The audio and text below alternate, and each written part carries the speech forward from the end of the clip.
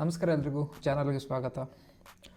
ನೀವೇನಾದರೂ ಒಂದೊಳ್ಳೆ ಲ್ಯಾಪ್ಟಾಪ್ನ ಪರ್ಚೇಸ್ ಮಾಡಬೇಕು ಅಂದ್ಕೊಂಡಿದ್ರೆ, ಅದು ಈ ಫೆಸ್ಟಿವಲ್ ಸೀಸನಲ್ಲಿ ಒಳ್ಳೊಳ್ಳೆ ಆಫರ್ಗಳು ನಡೀತಾ ಇದೆ. ಏನಾದರೂ ಪರ್ಚೇಸ್ ಮಾಡೋ ಐಡಿಯಾ ಏನಾದರೂ ಇದ್ದರೆ ಒಂದು ತಲೆಯಲ್ಲಿ ಇದ್ದೇ ಇರುತ್ತೆ. ಯಾವ ಥರ ಪರ್ಚೇಸ್ ಮಾಡೋದು, ಯಾವ ಲ್ಯಾಪ್ಟಾಪ್ ತೊಗೊಂಡ್ರೆ ಚೆನ್ನಾಗಿರುತ್ತೆ, ಅಥವಾ ಯಾರನ್ನಾದರೂ ಫ್ರೆಂಡ್ಸ್ ಕೇಳೋದಾ ಅಥವಾ ಯಾರಾದರೂ ಎಕ್ಸ್ಪರ್ಟ್ನ ಕೇಳೋದಾ, ಈ ಥರ ಹಲವಾರು ಡೌಟ್ಸ್ಗಳು ಇದ್ದೇ ಇರುತ್ತೆ. ಆದರೆ ಕೆಲವೊಬ್ಬೊಬ್ಬರು ಈವನ್ ಇಂಟರ್ನೆಟ್ಗಳಲ್ಲೂ ಕೂಡ ಸರ್ಚ್ ಮಾಡ್ತಾರೆ. ಅದನ್ನು ಬಿಟ್ಟು IT ಪರ್ಸನ್ ಇರ್ಬೋದು ಅಥವಾ ಏನಾರಾದರೂ ಎಕ್ಸ್ಪರ್ಟ್ ಇರ್ತಾರೆ ಅಥವಾ ಯೂಸರ್ಸ್ ಇರ್ತಾರೆ. ಸೊ ಅವ್ರ ಕಡೆ ಒಂದೊಳ್ಳೆ ಮಾಹಿತಿನ ತಿಳ್ಕೊಂಡು ಲ್ಯಾಪ್ಟಾಪ್ಸ್ಗಳನ್ನ ಕೂಡ ಪರ್ಚೇಸ್ ಮಾಡ್ತಾರೆ. ಐ ಥಿಂಕ್ ಅದು ಒಂದು ಒಳ್ಳೆ ಸಜೆಷನ್ ಕೂಡ. ಅದು ನಾನು ಕೂಡ ಅದನ್ನೇ ಸಜೆಸ್ಟ್ ಮಾಡ್ತೀನಿ. ಯಾರಾದರೂ ಲ್ಯಾಪ್ಟಾಪ್ಸ್ ತಗೋತೀರಾ ಅಂದರೆ ಯಾರಾದರೂ IT ಪರ್ಸನ್ಸ್ ಇರ್ಬೋದು ಅಥವಾ ಬೆಸ್ಟ್ ಯೂಸರ್ಸ್ ಇರ್ತಾರೆ. ಸೊ ಅವ್ರನ್ನ ಕಾಂಟ್ಯಾಕ್ಟ್ ಮಾಡಿ ಅದ್ರ ಬಗ್ಗೆ ಒಂದು ಸ್ವಲ್ಪ ಐಡಿಯಾ ಬರುತ್ತೆ. ಸ್ವಲ್ಪ ಐಡಿಯಾ ಬರ್ತಿದ್ದಂಗೆ ನೀವು ಕೂಡ ಒಂದು ಸ್ವಲ್ಪ ಅದ್ರ ಬಗ್ಗೆ ಸರ್ಚ್ ಮಾಡಿ ಏನಿದೆ ಅನ್ನೋದ್ರ ಬಗ್ಗೆ. ಸೊ ನೀವು ತಿಳ್ಕೊತೀರ ಆವಾಗ ಏನಿದೆ, ಯಾವ ಥರ ವರ್ಕ್ ಆಗುತ್ತೆ ಅಥವಾ ಏನಿದ್ರೆ ಚೆನ್ನಾಗಿರುತ್ತೆ ಅನ್ನೋದು ಕೂಡ ಒಳ್ಳೆ ಇಂಪಾರ್ಟೆಂಟ್ ಆಗುತ್ತೆ. ನೀವೇನಾದರೂ ಲ್ಯಾಪ್ಟಾಪ್ಸ್ನ ಪರ್ಚೇಸ್ ಮಾಡ್ತೀರಾ ಅಂದರೆ. ಓಕೆ, ನಾನು ನಿಮಗೆ ಕೆಲವೊಂದಷ್ಟು ಗೈಡ್ಗಳನ್ನ ಈ ವಿಡಿಯೋ ಮುಖಾಂತರ ಕೊಡ್ತಾಯಿದ್ದೀನಿ. ಸೊ ಇನ್ನೇಕೆ ತಡ ಮಾಡೋದು, ಬನ್ನಿ ಸ್ಟಾರ್ಟ್ ಮಾಡೋಣ. ಆನ್ಲೈನಲ್ಲಿ ಏನಾದರೂ ಪರ್ಚೇಸ್ ಮಾಡ್ತೀರಾ ಅಂದರೆ ಅಥವಾ ಆಫ್ಲೈನಲ್ಲೂ ಕೂಡ ಏನಾದರೂ ಪರ್ಚೇಸ್ ಮಾಡ್ತೀರಾ ಅಂದರೆ ಕ್ಯಾಮ್ಗಳು ಆಗ್ತವೆ. ತೋರಿಸಿ ಬನ್ನಿ ಯಾವ ಥರ. ಕೆಲವೊಬ್ಬರಿಗೆ ಒಂದೊಂದು ತಲೆಯಲ್ಲಿ ಕೂತ್ಕೊಂಡ್ಬಿಟ್ಟಿರುತ್ತೆ. ಯಾವ ಥರ ಗೊತ್ತಾ, ಈ ಬ್ರ್ಯಾಂಡ್ ತೊಗೊಂಡ್ರೆ ಚೆನ್ನಾಗಿರುತ್ತೆ, ಆ ಬ್ರ್ಯಾಂಡ್ ತೊಗೊಂಡ್ರೆ ಚೆನ್ನಾಗಿರುತ್ತೆ ಅಂತ ಹಲವಾರು ಜನ ಸಿಕ್ಕಾಬಿಟ್ಟೆ ತಲೆಗೊಳಬಿಡ್ತಾರೆ. ದಯವಿಟ್ಟು ಯಾವುದೇ ಕಾರಣಕ್ಕೂ ನೀವು ಅದನ್ನು ತಲೆಗೆ ಹಾಕೋಬಿಡಿ. ಯಾಕೆ ಅಂತ ಹೇಳ್ತೀನಿ ಕೇಳಿ. ಲ್ಯಾಪ್ಟಾಪ್ಸ್ ಅಂತ ಬಂದರೆ ಒಳಗಡೆ ಇರುವಂಥ ಐಟಮ್ಗಳು ಅಂದರೆ ಏನಾದರೂ ಪ್ರೊಸೆಸರ್ ಇರ್ಬೋದು, ಹಾರ್ಡ್ ಡಿಸ್ಕ್ ಇರ್ಬೋದು ಅಥವಾ ರ್ಯಾಮ್ ಇರ್ಬೋದು, ಬೇರೆ ಇನ್ಯಾವುದೇ ಥರ ಇಂಟಿಗ್ರೇಟೆಡ್ ಪಾರ್ಟ್ಸ್ಗಳಿರ್ಬೋದು. ಯಾವುದೇ ಥರ ಪಾರ್ಟ್ಸ್ಗಳನ್ನ ಆಯಾ ಕಂಪ್ನಿಗಳು ಯಾವುದೇ ಕಾರಣಕ್ಕೂ ಪ್ರೊಡ್ಯೂಸ್ ಮಾಡೋದಿಲ್ಲ. ಇದೊಂದು ನೆನಪಲ್ಲಿ ಇಟ್ಕೊಳ್ಳಿ. ಪ್ರತಿಯೊಂದು ಪಾರ್ಟ್ಸ್ಗಳನ್ನ ಕೂಡ ಅವರು ಬೇರೆ ಕಡೆಯಿಂದ ತಗೊಂಡು, ಅಂದರೆ ಸಪ್ಲೈಯರ್ಸ್ ಇರ್ತಾರೆ. ಸೊ ಅದಕ್ಕೆ ಅಂತಲೇ ಒಂದು ಒಳ್ಳೊಳ್ಳೆ ಬ್ರ್ಯಾಂಡ್ಸ್ಗಳಿರ್ತದೆ. ಆ ಥರ ಸಪ್ಲೈಯರ್ಸ್ ಕಡೆಯಿಂದ ಅವರು ಪಾರ್ಟ್ಸ್ಗಳನ್ನ ತಗೊಂಡು ಒಂದು ಕಡೆ ಅಸೆಂಬ್ಲಿ ಅಂತ ಮಾಡ್ತಾರೆ. ಸೊ ಅದಾದಮೇಲೆ ಅವರ ಹೆಸರನ್ನು ಹಾಕ್ಬಿಟ್ಟು ಈ ಥರ ಲೆನೋವೋ ಇರ್ಬೋದು, ಡೆಲ್ ಇರ್ಬೋದು ಅಥವಾ HP ಅಂತ ಇರ್ಬೋದು, ಏಸಸ್ ಅಂತ ಇರ್ಬೋದು, ಈ ಥರ ಹಲವಾರು ಬ್ರ್ಯಾಂಡ್ ಹೆಸರುಗಳನ್ನ ಹಾಕ್ಬಿಟ್ಟು ಲ್ಯಾಪ್ಟಾಪ್ಸ್ಗಳನ್ನ ಸೇಲ್ ಮಾಡ್ತಾರೆ. ಬಟ್ ಇಷ್ಟೆಲ್ಲ ಓಕೆ, ಇಷ್ಟೆಲ್ಲ ಹೇಳ್ತಿರಲ್ಲ, ಯಾವ ಥರ ಪರ್ಚೇಸ್ ಮಾಡೋದು ಅಂದರೆ ಯಾವ ಥರ ತಗೊಳ್ಳೋದು ಲ್ಯಾಪ್ಟಾಪ ಅಂತ ಕ್ವಶನ್ ಮಾರ್ಕ್ ನಿಮ್ಗೆ ಆಲ್ರೆಡಿ ಬಂದಿರುತ್ತೆ. ಸ್ವಲ್ಪ ನಿಮ್ಮ ಮೈಂಡ್ನ ಉಪಯೋಗಿಸಿ ಪರ್ಚೇಸ್ ಮಾಡೋದು ಉತ್ತಮ. ನೀವೇನಾದರೂ ಲ್ಯಾಪ್ಟಾಪ್ಸ್ನ ಪರ್ಚೇಸ್ ಮಾಡ್ತೀರಂದರೆ ಮೈನ್ ಬರೋದು ನಿಮ್ಮ ಹತ್ರ ಎಷ್ಟು ಬಡ್ಜೆಟ್ ಇದೆ, ಅಂದರೆ ಎಷ್ಟು ಅಮೌಂಟ್ ಇಟ್ಕೊಂಡಿದ್ದೀರಾ, ಎಷ್ಟು ಎಕ್ಸ್ಪೆನ್ಸಿವ್ ನೀವು ತಗೋಬೋದು, ಖರ್ಚು ಮಾಡ್ಬೋದು. ಅದಾದಮೇಲೆ ನಿಮಗೆ ಎಷ್ಟು ಪರ್ಫಾರ್ಮೆನ್ಸ್ ಅಂದರೆ ಯೂಸೇಜ್, ಯಾವ ಥರ ಲ್ಯಾಪ್ಟಾಪ್ನ ಯೂಸ್ ಮಾಡ್ತೀರ ಅನ್ನೋದು ಕೂಡ ಕ್ವಶನ್ ಆಗುತ್ತೆ. ಅದನ್ನು ಬಿಟ್ಟರೆ ಸ್ಟೋರೇಜ್ ಬರುತ್ತೆ, ರ್ಯಾಮು, ಪ್ರೊಸೆಸರ್ ಅಂತ ಬರುತ್ತೆ. ಇದಾದಮೇಲೆ ನಿಮಗೆ ಸ್ಕ್ರೀನ್ ಅಂತ ಬರುತ್ತೆ, ಆಮೇಲೆ ಸ್ಕ್ರೀನ್ದು ಸೈಜ್ ಬರುತ್ತೆ, ಸ್ಕ್ರೀನ್ ಟೈಪು ಬರುತ್ತೆ. ಇದಾದಮೇಲೆ ಲ್ಯಾಪ್ಟಾಪ್ದು battery size, battery backup. So ಇನ್ನೂ ಹಲವಾರು ಆಪ್ಷನ್ಸ್ಗಳು. ಆಮೇಲೆ USB ಅಸೆಸರೀಸ್ ಇರ್ಬೋದು ಅಥವಾ ಬೇರೆ ಪ್ಲಗ್ ಆ್ಯಂಡ್ ಪ್ಲೇ, ಆಮೇಲೆ ಗ್ರಾಫಿಕ್ಸ್ ಕಾರ್ಡ್ ಇರ್ಬೋದು. ಈ ಥರ ಹಲವಾರು ಸೆಕ್ಷನ್ಸ್ಗಳು ಬರುತ್ತೆ ನೀವೇನಾದರೂ ಲ್ಯಾಪ್ಟಾಪ್ಸ್ನ ಪರ್ಚೇಸ್ ಮಾಡ್ತೀರಂದರೆ. ಸೊ ಮೊದಲನಿಗೆ ನಿಮಗೆ ಹೇಳಿದ ಹಾಗೆ ಬಡ್ಜೆಟ್ ಇಂಪಾರ್ಟೆಂಟ್ ಆಗುತ್ತೆ. ಅದಾದಮೇಲೆ ನಿಮಗೆ ಯೂಸೇಜ್.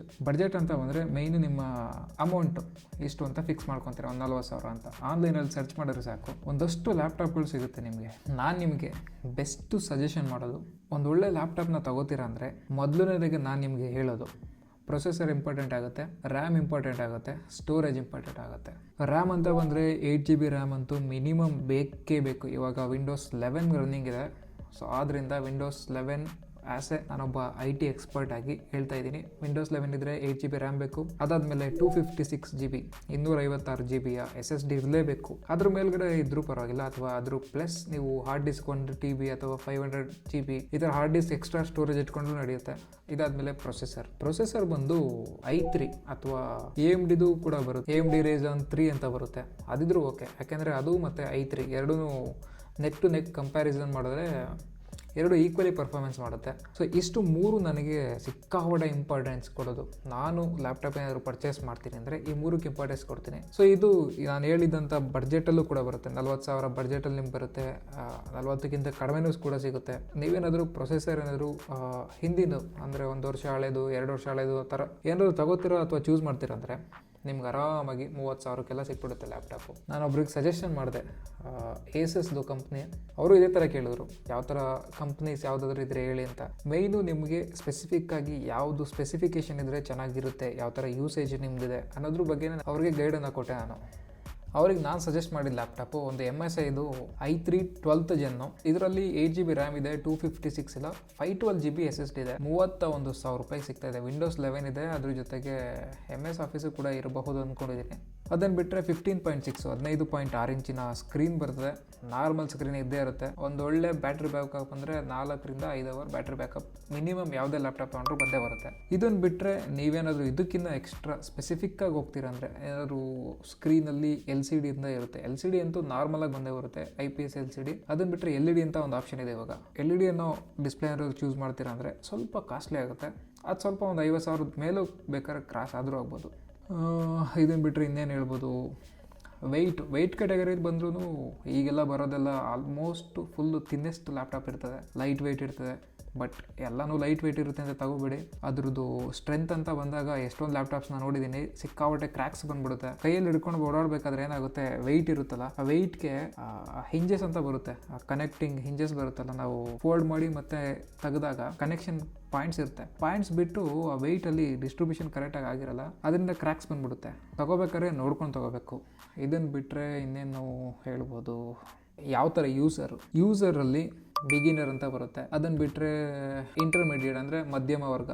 ಅದನ್ನು ಬಿಟ್ಟರೆ ಗೇಮರ್ ಇರ್ಬೋದು ಅಥವಾ ಪ್ರೊಫೆಷನಲ್ಲಾಗಿ ಎನಿ ಟೈಮ್ ಯೂಸ್ ಮಾಡುವಂಥವ್ರು. ನಾನು ಈ ಬಿಗಿನರು ಮತ್ತು ಇಂಟರ್ಮೀಡಿಯೇಟ್ ಅಂತ ಏನಿದಾರಲ್ಲ, ಇವ್ರಿಗೆಲ್ಲ ಆಲ್ಮೋಸ್ಟ್ ಒಂದೇ ಥರ ಸಜೆಸ್ಟ್ ಮಾಡ್ತೀನಿ, i3 ಪ್ರೊಸೆಸರು ಇಲ್ಲ i5 ಪ್ರೊಸೆಸರು. ಇದನ್ನು ಬಿಟ್ಟರೆ ರ್ಯಾಮಲ್ಲಿ ಬಂದು 8GB ರ್ಯಾಮು ಇಲ್ಲ 16GB ರ್ಯಾಮು. SSD ಅಂತ ಬಂದರೆ SSD ಅಂತೂ ಮಸ್ಟ್ ಆ್ಯಂಡ್ ಶುಡ್ಡು ನೀವು ತಗೊಳ್ಳೇಬೇಕು. ನಾನಂತೂ ಅದನ್ನು ಮಸ್ಟ್ ಆ್ಯಂಡ್ ಶುಡ್ ನಿಮಗೆ ಪ್ರಿಫರ್ ಮಾಡ್ತೀನಿ, ತಗೊಳ್ಳೇಬೇಕು ನೀವು.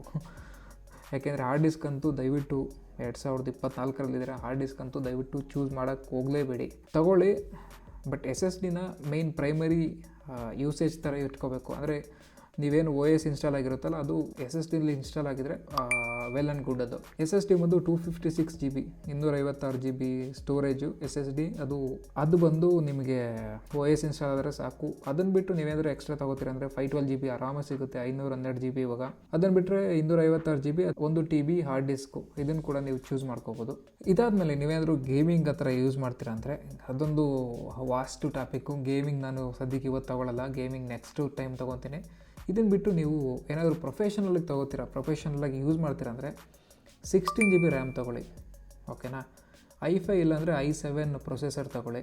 ಆಲ್ಮೋಸ್ಟ್ ಅದರಲ್ಲಿ i5 ಅಂದರೆ ಮೋರ್ ದ್ಯಾನ್ 6 ಕೋರ್ ಇಲ್ಲಾಂದರೆ 8 ಕೋರು, ಕೆಲವೊಂದರಲ್ಲಿ 10 ಕೋರು ಪ್ರೊಸೆಸರ್ ಕೋರ್ ಕೌಂಟ್ ಸಿಗುತ್ತೆ. ಇದಾದಮೇಲೆ ಇನ್ನೇನು ನೋಡ್ಬೋದು ನೀವು, SSD ಅಂತೂ 512GB ನೀವು ತೊಗೊಳ್ಳೇಬೇಕು. ಯಾಕೆಂದರೆ ಪ್ರೊಫೆಷನಾಗಿ ಯೂಸ್ ಮಾಡ್ತೀರಾ ಅಂದರೆ ಸ್ವಲ್ಪ ಇನ್ಸ್ಟಾಲೇಷನ್ಸ್ ಜಾಸ್ತಿನೇ ಇರುತ್ತೆ, ಅಥವಾ ಏನಾದರೂ ಸ್ಟೋರೇಜ್ ಮಾಡೋದಿರುತ್ತೆ, ಅಥವಾ ಏನಾದರೂ ಎಕ್ಸ್ಟರ್ನಲ್ ಯೂಸೇಜ್ ನಿಮ್ಗೆ ಬೇಕಾಗಿರುತ್ತೆ. ಅದಕ್ಕೋಸ್ಕರ 512GB ಇಲ್ಲ 1TB SSDನ ತೊಗೊಳ್ಳೋದು ಒಳ್ಳೆಯದು. ಬೇರೆ ಏನಿರುತ್ತೆ ಲ್ಯಾಪ್ಟಾಪ್ಸಲ್ಲಿ, ಕೀಬೋರ್ಡ್ ಇರ್ಬೋದು, ಅಥವಾ ಫಿಂಗರ್ ಪ್ರಿಂಟ್ಸ್ ಬರುತ್ತೆ, ಸ್ಪೀಕರ್ ಬರುತ್ತೆ, ಆಮೇಲೆ USB ಬರುತ್ತೆ, ಚಾರ್ಜಿಂಗ್ ಬರುತ್ತೆ, ಚಾರ್ಜಿಂಗ್ ಸ್ಪೀಡ್ ಯಾವ ಥರ ಇರುತ್ತೆ ಅನ್ನೋದು. ಅದಾದಮೇಲೆ ಇನ್ನೂ ಹಲವಾರು ಫೀಚರ್ಸ್ಗಳು ಆ್ಯಡ್ ಆನ್ ಬರುತ್ತೆ. ಇದನ್ನು ಸ್ಪೆಸಿಫಿಕ್ಕಾಗಿ ನೀವು ನೋಡ್ಕೋಬೇಕು. ಇವಾಗೆಲ್ಲ ಮಾಡರ್ನ್ ಲ್ಯಾಪ್ಟಾಪ್ಸ್ ಅಂತ ಬಂದರೆ USB-C ಬರುತ್ತೆ, USB 3.1 3.2 ಕನೆಕ್ಟರ್ ಅಂತೂ ನಾರ್ಮಲಾಗಿ ಇದಿರುತ್ತೆ, USB 2.0 ಅದು ಕೂಡ ಇದ್ದೇ ಇರುತ್ತೆ, ಆಡಿಯೋ ಜಾಕ್ ಅಂತೂ ಎಲ್ಲದರಲ್ಲೂ ಇರುತ್ತೆ. ಅದನ್ನು ಬಿಟ್ಟರೆ ಚಾರ್ಜಿಂಗ್ ಸ್ಪೀಡು ಆಲ್ಮೋಸ್ಟು ಎಲ್ಲನೂ ಅಪ್ಗ್ರೇಡ್ ಆಗಿದ್ದಾವೆ, ಬಟ್ ಕೆಲವೊಂದು ಇನ್ನೂ ಹಳೆ ಇದರಲ್ಲೇ ಇದ್ದಾವೆ. ಅದನ್ನು ಬಿಟ್ಟರೆ 4 ರಿಂದ 5 ಅವರು ಬ್ಯಾಟ್ರಿ ಬ್ಯಾಕಪ್ ಅಂತೂ ಪ್ರತಿಯೊಂದು ಲ್ಯಾಪ್ಟಾಪಲ್ಲಿ ಬರುತ್ತೆ. ನಾನು ಯೂಸ್ ಮಾಡಿ ನೋಡಿದ್ದೀನಿ. ಯಾಕೆಂದರೆ ನಾರ್ಮಲಾಗಿ ಯೂಸ್ ಮಾಡೋದು ಒಂದು ಆಫೀಸ್ ಯೂಸ್ ಮಾಡ್ತಾರೆ. ಆಫೀಸ್ ಅಂದರೆ MS ಆಫೀಸ್ ಆ ಥರ ಯೂಸ್ ಮಾಡ್ತಾರೆ, ಇಲ್ಲಾಂದರೆ ವೆಬ್ ಬ್ರೌಸಿಂಗ್ ಯೂಸ್ ಮಾಡ್ತಾರೆ. ಸೊ ಗೇಮಿಂಗ್ಸ್ ಅಂತ ಬಂದಾಗ ಹೇಳೋದಲ್ಲ, ಅದೊಂದು ತುಂಬ ದೊಡ್ಡ ವಾಸ್ಟು ಸಬ್ಜೆಕ್ಟ್. ಅದು ನಾನು ನೆಕ್ಸ್ಟು ಸೆಷನಲ್ಲಿ ತೊಗೋತೀನಿ.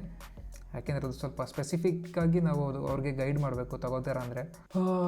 ಐ ಥಿಂಕ್ ಆಲ್ಮೋಸ್ಟ್ ಎಲ್ಲ ಟಾಪಿಕ್ಸ್ನು ಕವರ್ ಮಾಡಿದ್ದೀನಿ ಅಂದ್ಕೊಂಡಿದ್ದೀನಿ. ಲ್ಯಾಪ್ಟಾಪ್ ತಗೋತಿದ್ದೀರಾ ಅಂದರೆ, ಇನ್ನೂ ಏನಾದರೂ ಕ್ವೈರೀಸ್ ಇತ್ತು ಅಂದರೆ, ಇನ್ನೂ ಏನಾದರೂ ಬೇರೆ ಥರ ನಿಮಗೆ ಪರ್ಚೇಸ್ ಮಾಡಬೇಕು ಅಂದ್ಕೊಂಡಿದ್ದೀರಾ ಅಂದರೆ ಕಮೆಂಟ್ ಬಾಕ್ಸಲ್ಲಿ ಕಮೆಂಟ್ ಮಾಡಿ ಅಂತ ಹೇಳ್ತಾ ಈ ವಿಡಿಯೋನ ಎಲ್ಲಿಗೆ ಮುಗಿಸ್ತಾ ಇದ್ದೀನಿ. ಧನ್ಯವಾದ ಎಲ್ರಿಗೂ. ಸಿಗೋಣ ಮತ್ತೆ ಇನ್ನೊಂದು ವಿಡಿಯೋದಲ್ಲಿ. ಬಾಯ್.